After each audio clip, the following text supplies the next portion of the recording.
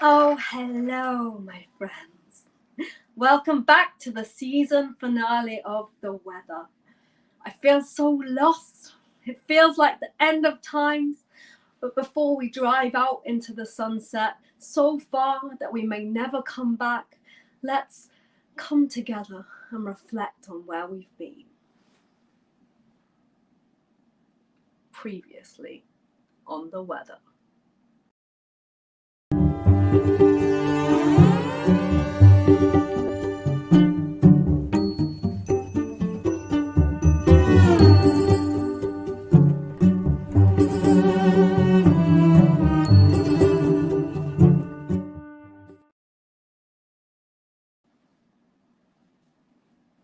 That's right. This week launched the final episode of my 4-part series, Abi Palmer Invents the Weather, in collaboration with my 2 cats, Lola and Xiao Kao. Heat, the final film, looks back at what I've learned over this series, exploring the anxiety around climate crisis and how I've learned to deal with it. I channeled my feelings into making very convincing optical illusions of a road movie for my cats, and eventually concluded that the only way to navigate my fears would be through working with community to tend to the space around me to help it grow as best as I can. If you haven't seen the film yet, it's available right here on Artangel's YouTube, a little bit longer than we hoped for. We're going to keep it up for April since we want you to be able to watch it more. But right now, why not just hop in and ride with me a little? As always, I'm the first guest to arrive, but it is our last chance to snag a proper interview with my co-stars, so let's see if we can find them.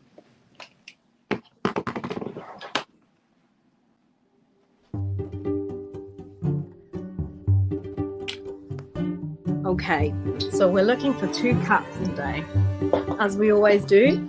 I brought my microphone.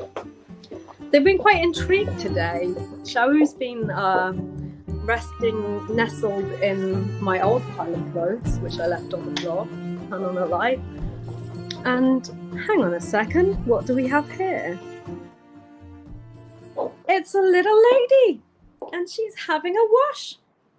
Hello, Lola. Hi. Would you feel like doing an interview? Oh, and there's another one. I didn't see you there, Xiao. Hi, Xiao. Would you like to do an interview? Oh, just having a rest next to my pills. That's nice. I would like to ask you some questions about Abi Palmer Invents the Weather, starring Lola and Xiao Kao. That's you two. Lola, would you ever consider collaborating with your sister again? How do you feel about heat now you have access to this fine balcony space out here that is very well netted? And has your relationship with the climate crisis changed through this journey? Okay, let's see if we can ask Xiao a question. There she is, having a little nestle in my bra. That's nice. Xiao, do you think your anxiety around climate has changed at all throughout the process of making these films? And how do you feel now they're out? What are you going to do next? Have you got a plan for your next project?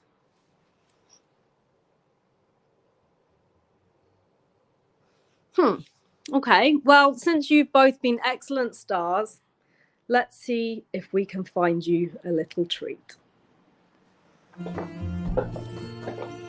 Now over here, you will see 2 things. Some beautiful flowers from Artangel. Thank you, Artangel. I feel like $1 million. They're beautiful. And next to it, some Dentabites that have been quite chewed up by a cat.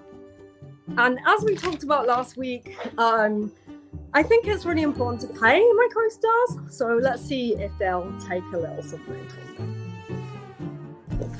Oh yeah, let's put this here. Oh, I see another little face. There we both are. Okay. Lola Bean, you have been such an excellent movie star. Thank you. Thank you so much. Can you give me a high five? Can you give me a high five? No, you don't want to give me a high five. Oh, there we go. Thank you very much, my friend. That's for all your hard work. And Shalu, you are also an excellent movie star and very good at lying in underwear. Shalu, can you give me a high five? Can you give me a high five? Very good. Excellent. You're both fantastic. We're very proud to have you in this film. Okay, well, they're crap at doing interviews, but they're excellent at high fives. Let's go back to the studio.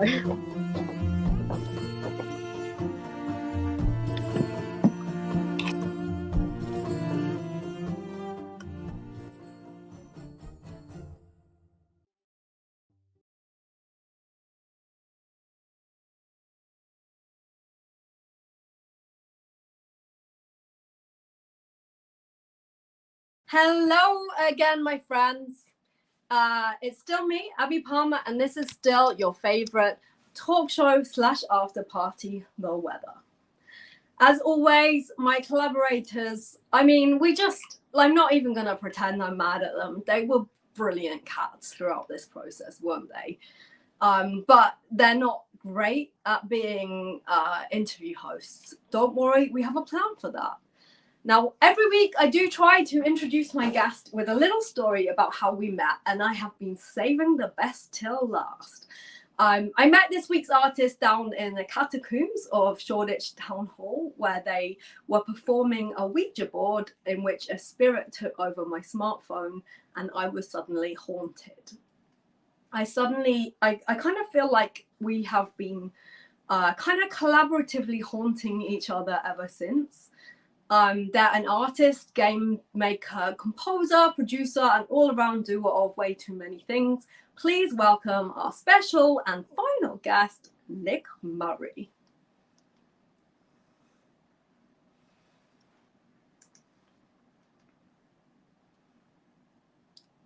Hello. Hello. How's it going? Oh, good. Thanks for having me. This is cool. Yeah, isn't it cool? How's the weather?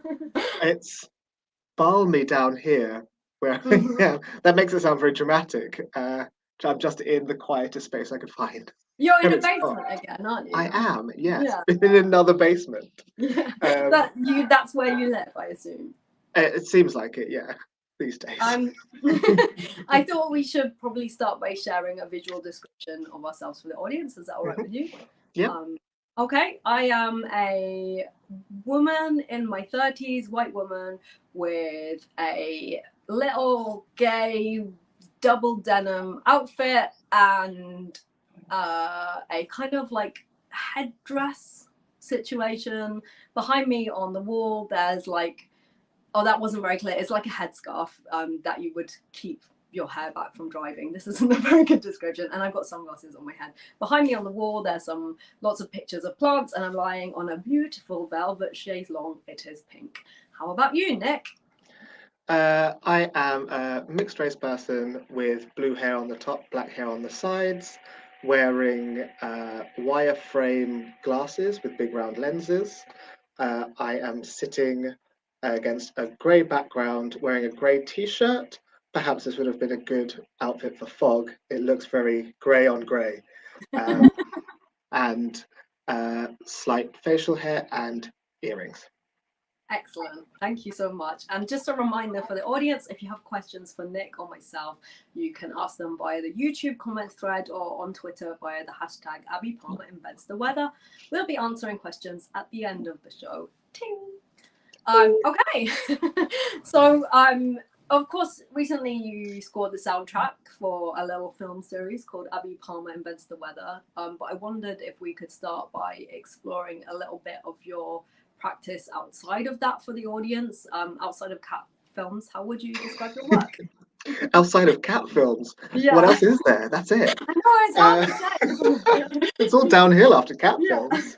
My More practice cat films. is yeah. Primarily, I'm a game designer, making games for art spaces and using it for interactive poetry.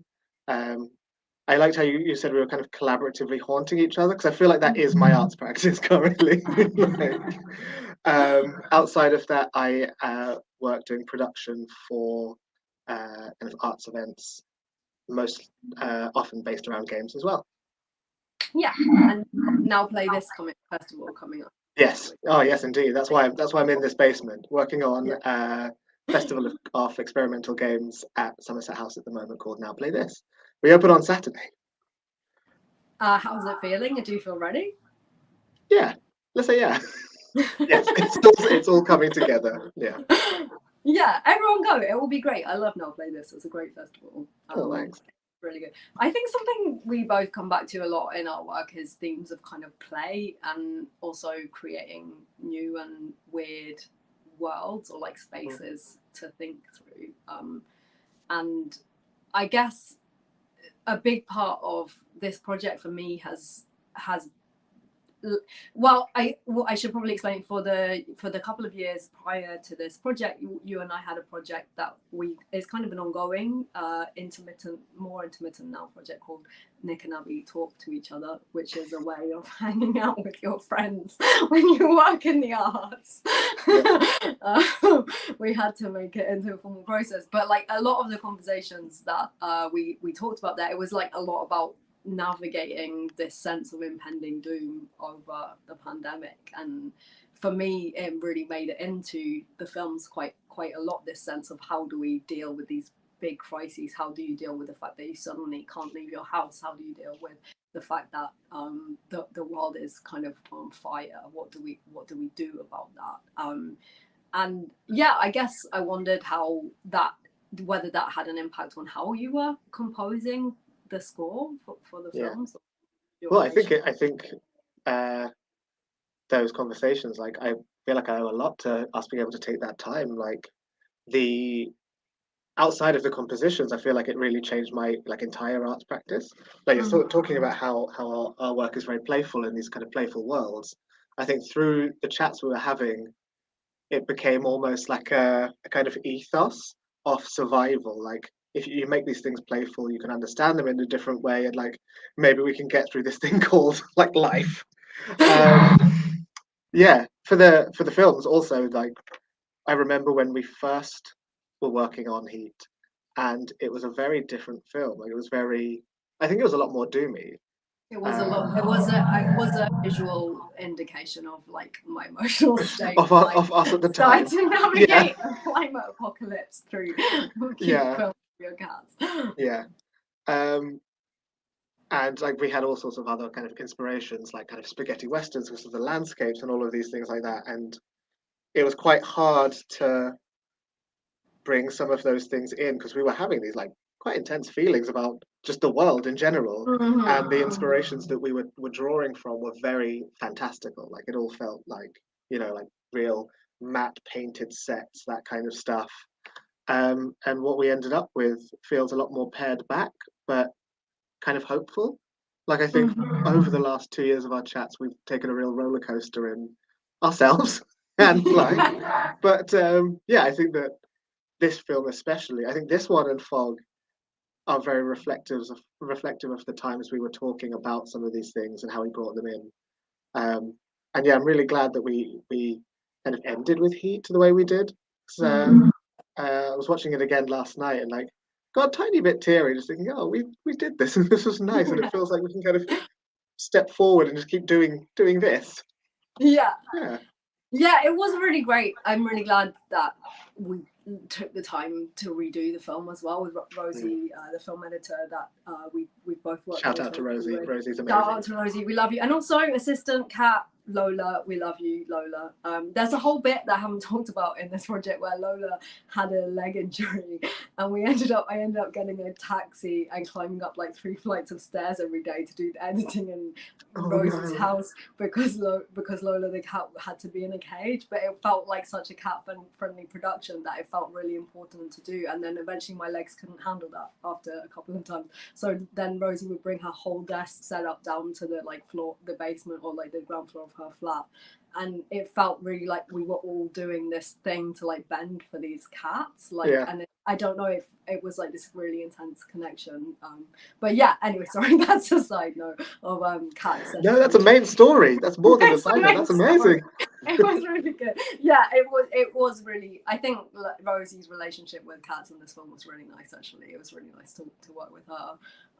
But yeah, we were all what you and me and Rosie, like, I guess there were these moments where we were all the first film was very bleak, the first version of Heat, and I had to stop. I had to keep stopping during like recording the voiceover because I would have to cry for a little bit, and actually having the chance to like tear it down and say this isn't what I want. I don't want to make work that's just panicking. Like, I don't want to make what everyone I know knows, everyone who I'm making work for knows that things are bad sometimes. Why would I add to that sensation? What does that do except keep you static, you know? Like, we know it's bad, how do we survive? And it really felt like so many of our conversations were about like tiny little corners of like the growth in your community. Like, it feels like that thing about mycelium connections like spreading out and like bringing a whole forest together, like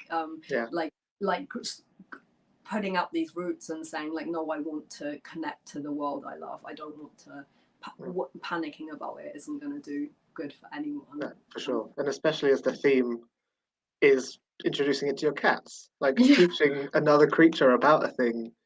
I think that it felt natural to start them in a kind of panicked way, but actually you want to give these, let's be honest, like our surrogate children, you want to give them the very best idea of like what the world could be. So it kind of Yeah. had to be more grounded in the hope that we've kind of sort of found or like made over the last couple of years. Yeah.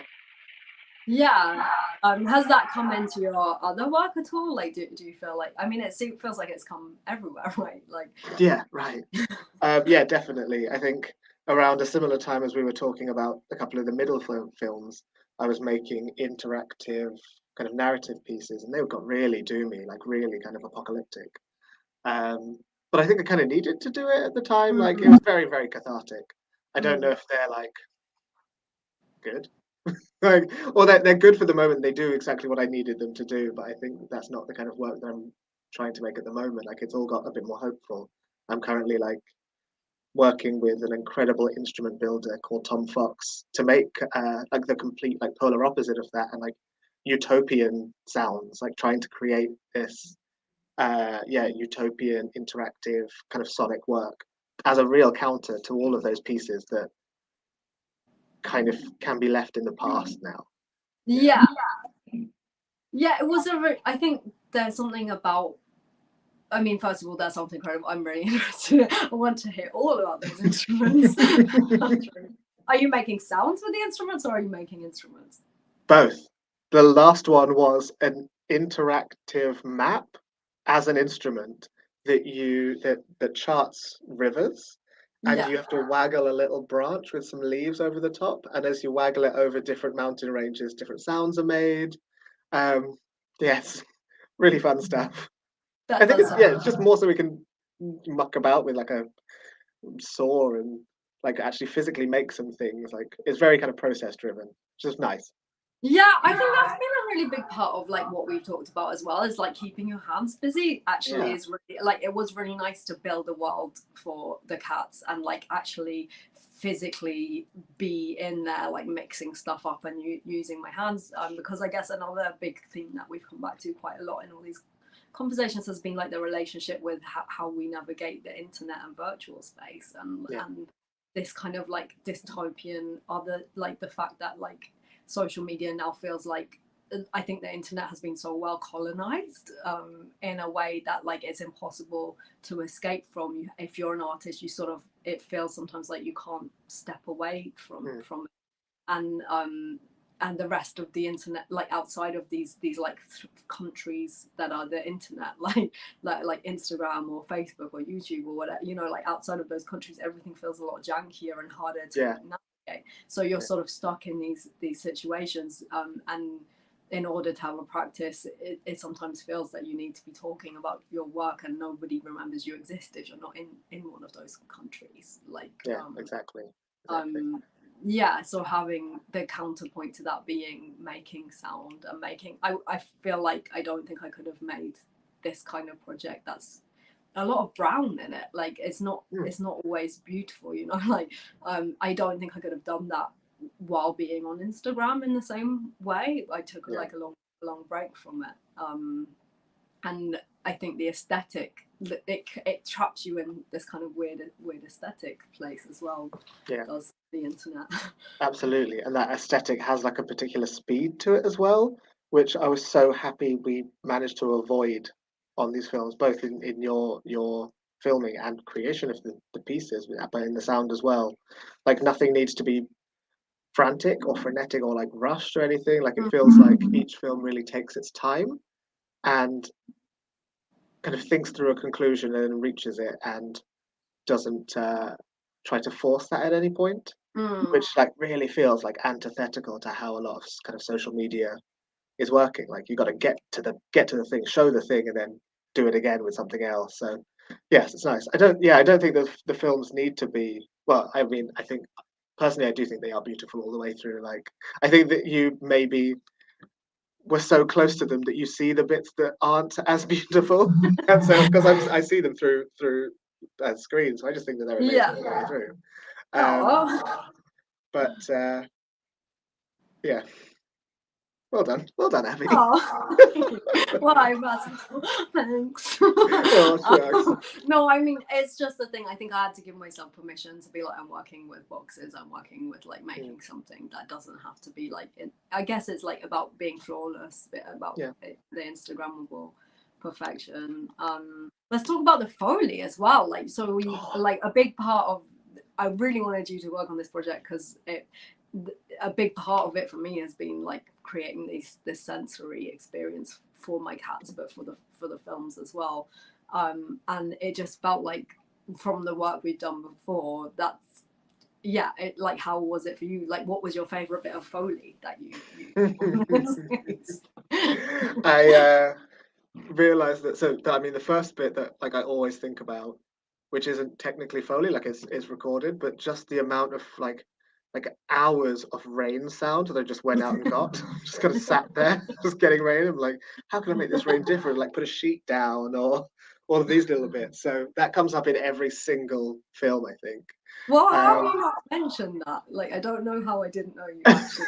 Because whenever we talk about it, I show you like the weird things like banging on a bowl full of water instead of me just sitting glumly thinking, is this enough rain? But yeah, actually in this film, in particular, in Heat, there's the bowl with the fish in, the kind of flashing fish. Yeah. And the sound of the recording of it had kind of other things going on, but the sound of the fish itself was amazing. And so I remember spending quite a while trying to recreate that sound in particular.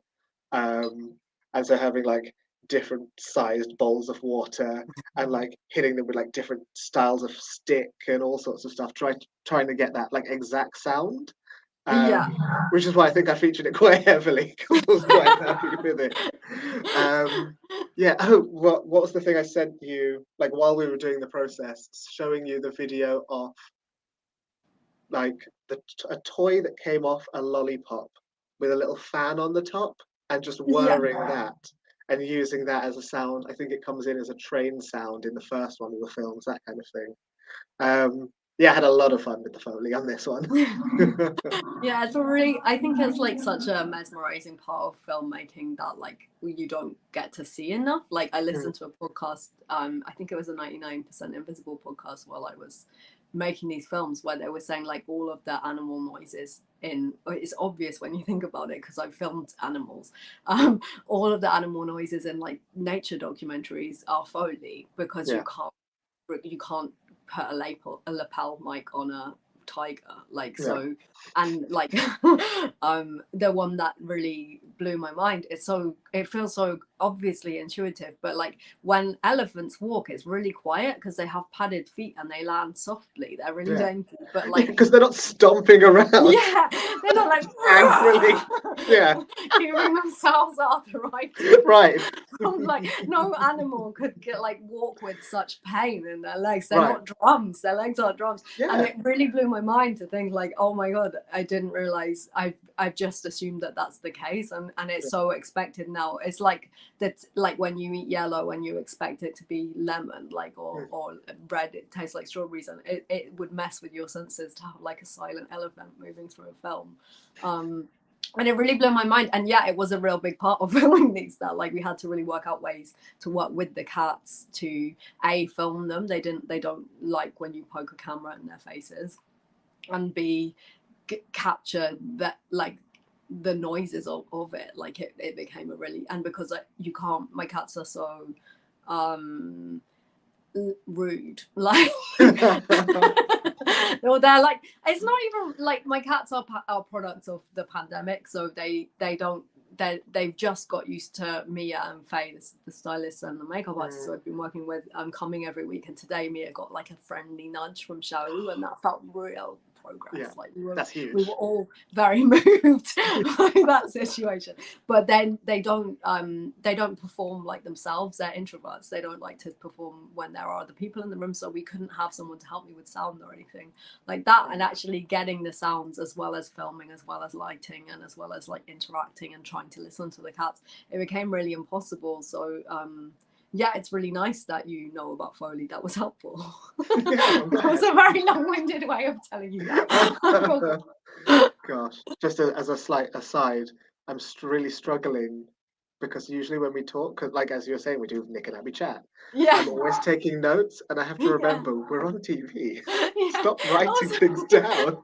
I mean, it's also amazing to me. We've done this project called Nick and Abby Talk to Each Other for like 3 years, 2 or 3 years now.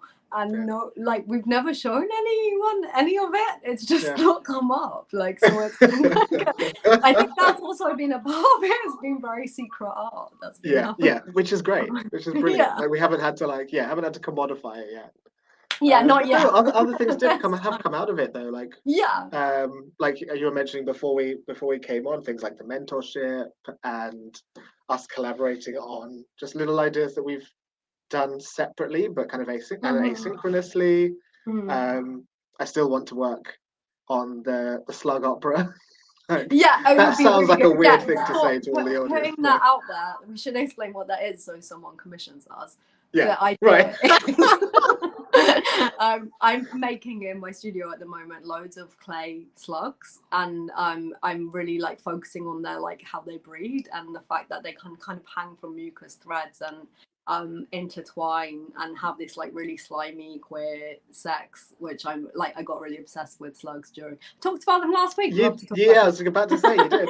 And I'm also really obsessed with like this magnetic slime that you can make with like, it's this slime that kind of it's got iron filings in it, and it kind of undulates and talks to each other and to magnets in a way. And with the studio I'm in at the moment, but this could also go anywhere else if you're thinking of commissioning it.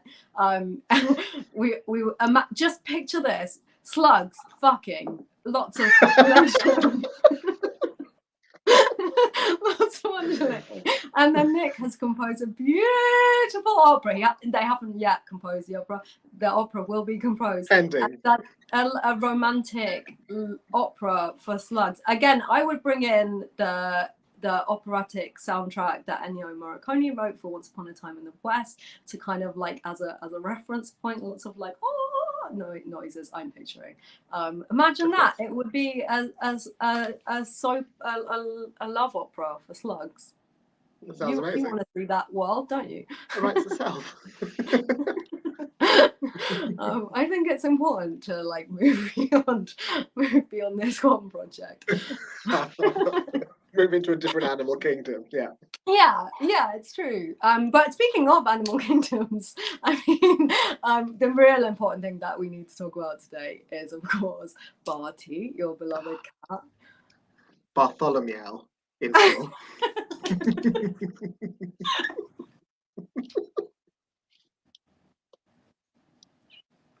Right, keep it together. Be professional on TV. Yeah, Bartholomew as my cat. It's a shame. Like I'm not in the space where he is today, so I can't kind of bring him on for a cameo. But I do have visual aids. I got a photo book of Barty. Will you flip us through? Will you flip us through? Oh, he's such a handsome boy. Oh, it's too handsome. Some faves. There he is under the table. In a bag. Good. Barty. Having a snooze. I'm looking through this and remembering just how shonky this photo book is. It really wasn't for anyone else. Dainty foot number 1. Oh, he's got such a dainty foot. Dainty foot. I really want dainty him to foot number 2. Look at those paws. Oh, dainty foot number 3. Oh my goodness, he's so dainty. Resting on my hand. No, Barty. Thank you for sharing. Yeah, I think that's probably enough of that. Bartholomew. It's just so, I just think, I wonder how many people are, can he give high fives? Thank you, Artangel. That's a good question. That's a great question. I mean, not on command, but he's been known to reach out. I do think it's really important to know that, like, anyone can make art about their cats. That's the real take home of this. You've made a photo book of Barty. I spent a year making weather for my cats. I think cats are like, they've been muses since the ancient Egyptians, possibly before. How can we possibly tell? I don't know about history. Probably there are ways. I thought the world was 3 million years old until JR talked to me on the, like, if you haven't seen episode 1 of this The Weather, this talk show, JR Carpenter came on and showed me a fossil that was how old? 36 million years old, something massively old. And my little Catholic school mind was blown, because I thought I was being like pretty open-minded to not think that life started when Jesus was born. So, I mean, I thought it was 3 million years old. I'm not ashamed to admit it. I don't know time. Every day's a school day. Yeah, every day's a school day. I really have learned from this. But yeah, you can make art about your cats, and would you like, you have other art of Barty in your life, don't you? Would you like to talk about the other? I would. So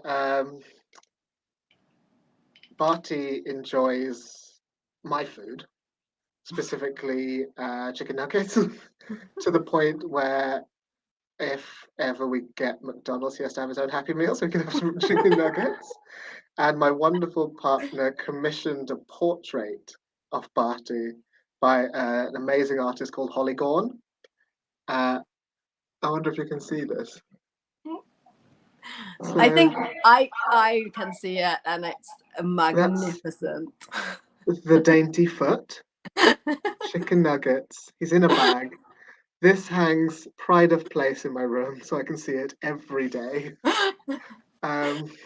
And is maybe the best piece of art I own. I'm sorry, Abby. I know I own some of your art, but maybe anything with Bartholomew in is. I think it might be some of the best art, like genuine. Yeah. Categorically, yes. Yeah, it's like it's got everything. It's got drama. It's got dreamies. It's got a Happy Meal. It keeps it real. It's got a dainty foot. There's some elegance in that.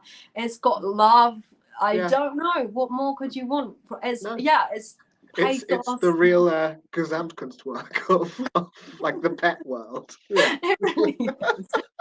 It's been actually that's also been something that I wanted to talk about was like we both have had times in this where like we like I think I got really worried right towards the end of the project, like just before I was about to go live, this anxiety that like I made this work about my cats and it felt like such a I suddenly was like, shit, am I Zoe Deschanel without a ukulele? Like, if Zoe Deschanel has Wow. cats, like, I was really worried about it feeling like twee, almost like this idea, but like, and I think that was something that at some point you were worried about that sound wise as well, weren't you? Like the idea of it coming across as twee and like having, and I guess the thing of like having feelings about your cats and then being big feelings, Right. being being something that like that like the idea that it's not a worthwhile subject, and yet there's so much work about other forms of love, aren't there? Like so much work is romantic love or like love for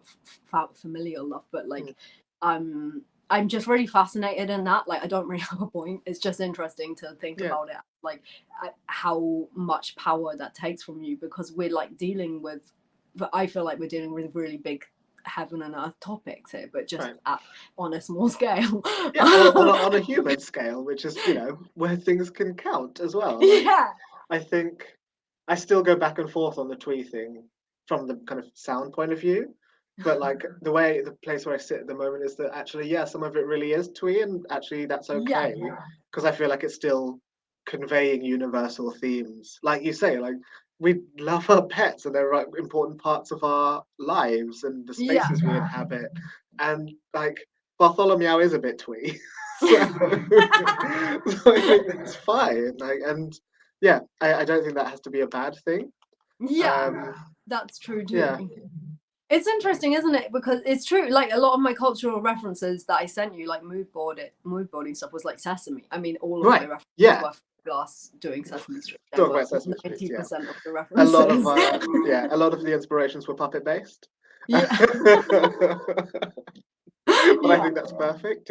Yeah, I think there's something I don't know, for me. I also, the place I was in when we started this project, like it was like we're coming sort of out of like people perceiving the pandemic as a pandemic, and it felt like such a crisis, and I felt like, no, I don't want to go into that world. I want something small and cozy and comfortable. I'm immunosuppressed, like being in the pandemic has been terrifying and dangerous, and having to come back out into the world, I wasn't ready yet. I wanted, and creating a world, I guess it comes back to the, so like a big thing that we talk about with play and creating worlds, is creating worlds where we feel safe as well, like and where the like, I think that's something that I've seen in a lot of your games, like as well. This idea, and one of my favorite of your games is Tamagotchi Seance, which has such a big. It's a game that is a seance for your Tamagotchi, and it's like this really. It's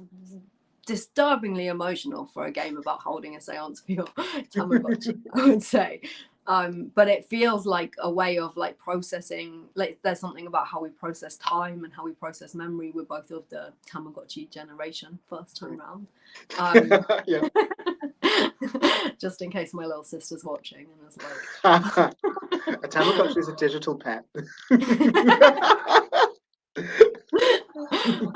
How, like, I don't know, I'm just talking and talking, but like that, how do you feel about that? Like, does Tamagotchi Seance feel like that same kind of thing for you? Yeah, I mean, again, that it's weird having this conversation, or maybe it's not weird, and maybe this is the kind of a chapter point in all the conversations we've been having, because the work that I've done since Tamagotchi Seance in that same theme is directly related to us talking about like mortality and the climate crisis and all of this. So I'm still working on that kind of series, and it's turned into a talk now about Tamagotchis and death, because I think that, and like maybe this relates to the whole kind of things being able to be small and being a bit twee, that I think that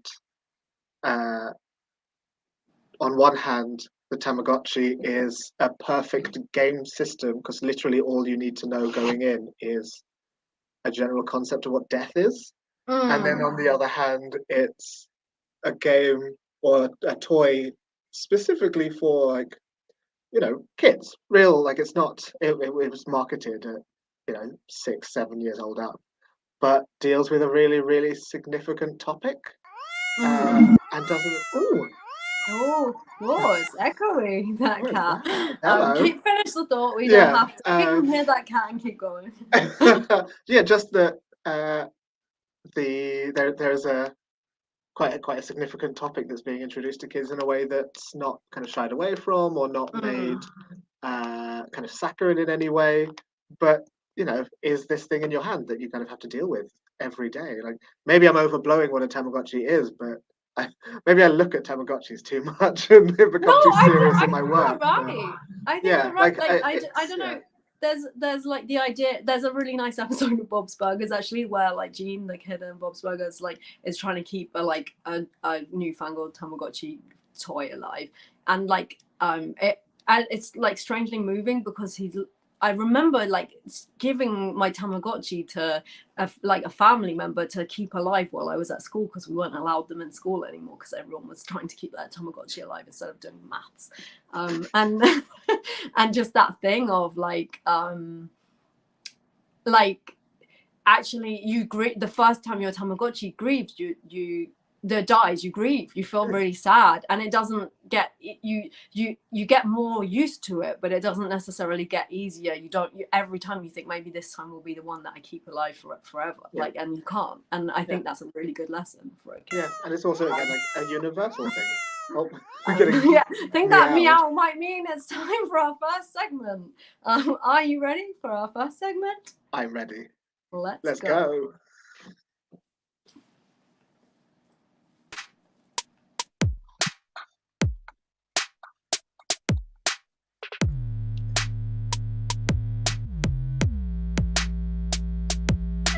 Show your pets the weather. Show your pets the weather.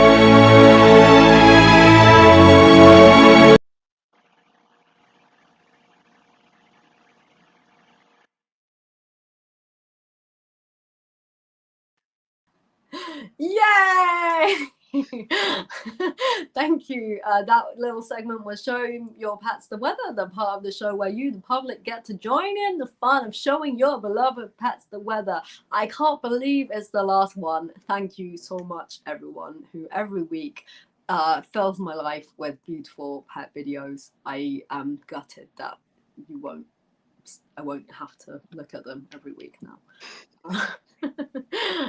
Which was your favorite pet? Oh, so I have a couple for different reasons. Jiggy the cat was incredible. Jiggy the cat is because just what a perfect angel. yeah. But then Stacey's mum, the chicken, because I desperately want chickens. Like I would love to just have chickens just everywhere. Yeah. And that was just wonderful to see. Yeah, it's really I like my partner Golo has been worrying recently about the like the fact that there's been a shortage of vegetables, and he's been saying, well, like when the next stage of the apocalypse will be when we get chickens on our balcony, which obviously we have cats and they now have access to the balcony, so it's never gonna work. We have a very hot balcony, they would die, but like Oh God. it would be nice. Oh, Yeah, we can. Are you ready for segment number 2? Yeah, let's go. Back in.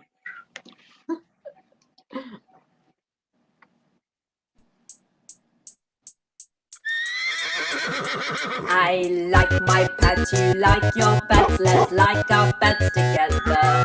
And now it's time to show my pets, your pets being shown the weather.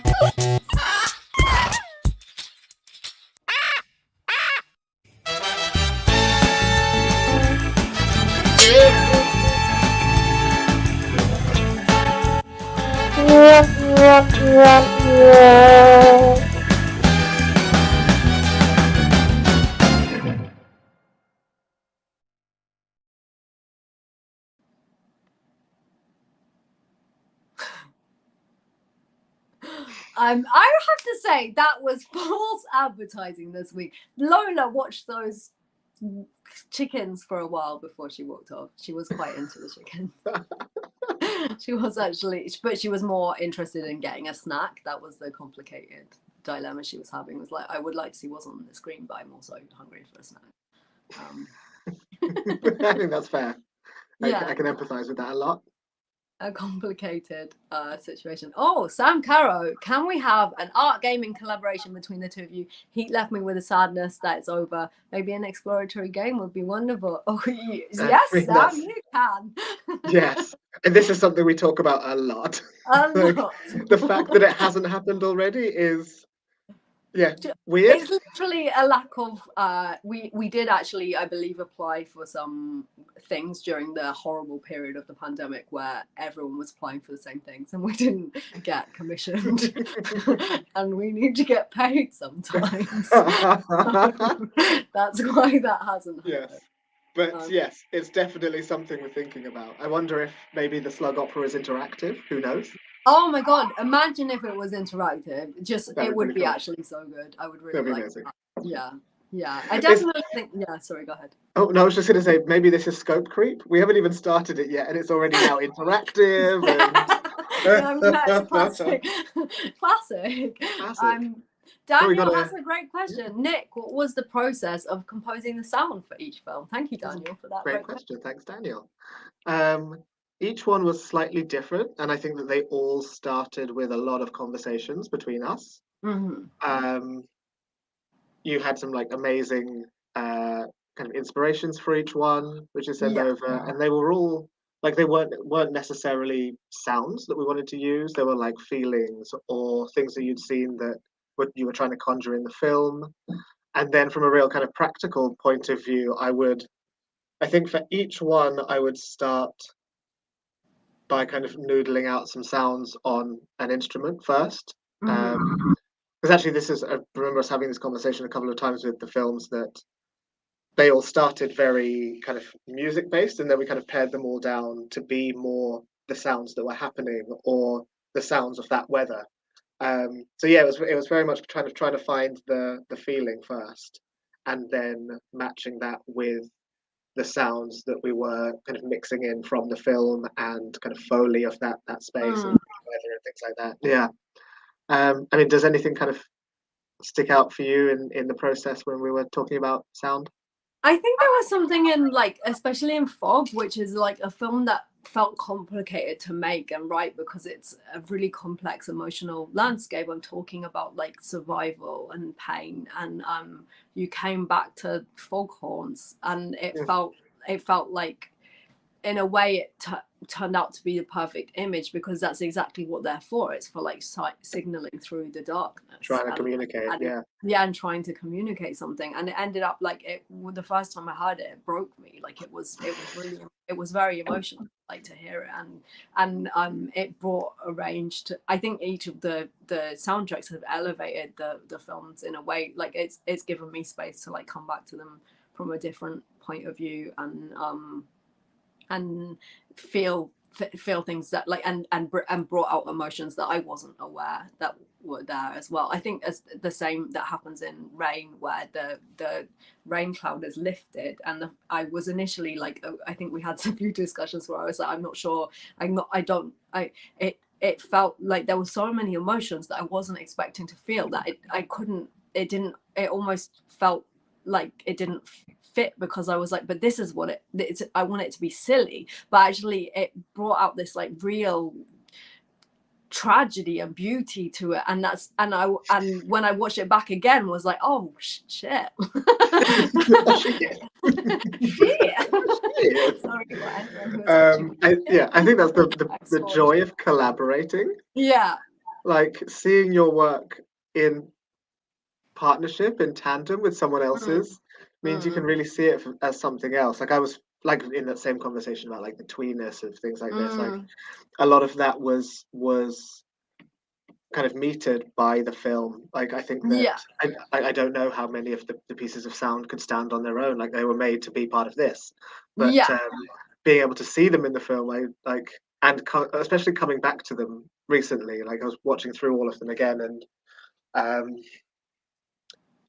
it feels, in that same way of like kind of tugging on new emotions.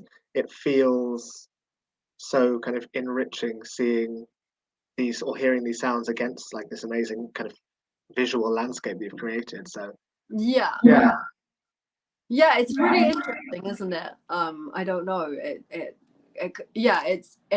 I think collaborating means you have to relinquish some control, doesn't it? I think that's really good. It's so much of art. This project is called Abi Palmer Invents the Weather. It's so self-centered in a way, and what we've talked about over the last few years, and like trying to move away from Instagram. Although anyone who's been on Instagram this month, sorry, I'm there again. But like, there's this capitalism rewards one artist, but like the thing that we've been talking about over and over and over again is literally just we only can do this as a community. Like that's it. Like that network, that mycelial network again. Yeah, mycelial network. Yeah, we that's all we are. We're only the sum of the people we're working with, and I think that's the mistake every time that you can fall, that art marketing makes you want to fall into as well, and money makes you want to fall into, but actually I don't know, you get something different from it. I came into art for community, and that's still the thing I love the most about it. Sophie's got a question. Do you think collaborating with pets has taught you things you will take into other collaborations with humans? That is a great question. Yes, actually. Something that was really interesting about working with Shawu and Lola was learning to listen without speaking, which, if you've watched any of these episodes, I'm not very good at not speaking. It's not a skill I have. But communicating with non-human entities and having to learn to like watch for their signals and read them. And the same, like it's not just with the cats, it's like communicating with like the nature I'm bringing into the house as well. We keep talking about mycelial networks, and that's been a big part of my process, has been like going out fingering mushrooms, like that's silly. That was a silly thing to say.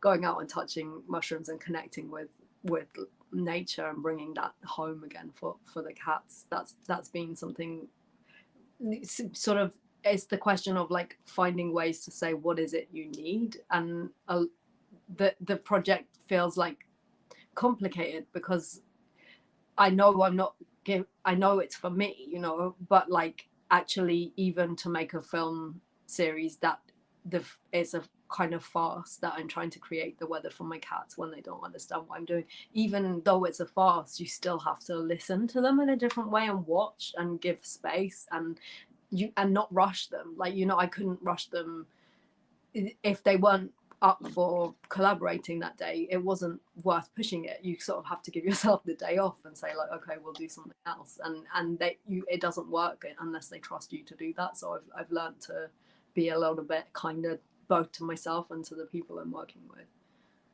Jay, communicating with trees is fun and different. Thank you, Jay. It is. That's true.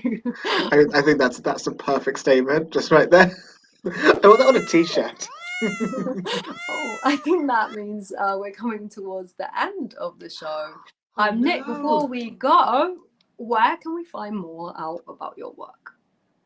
You can find my work. I'm online at nickmurray.horse. The second excellent URL. Yeah, that. My website is at nickmurray.horse. I'm on. I'm not really on the socials either at the moment. Like less and less. I think. Yeah, the website's the best, but also the project I'm working on at the moment is at nowplaythis.net.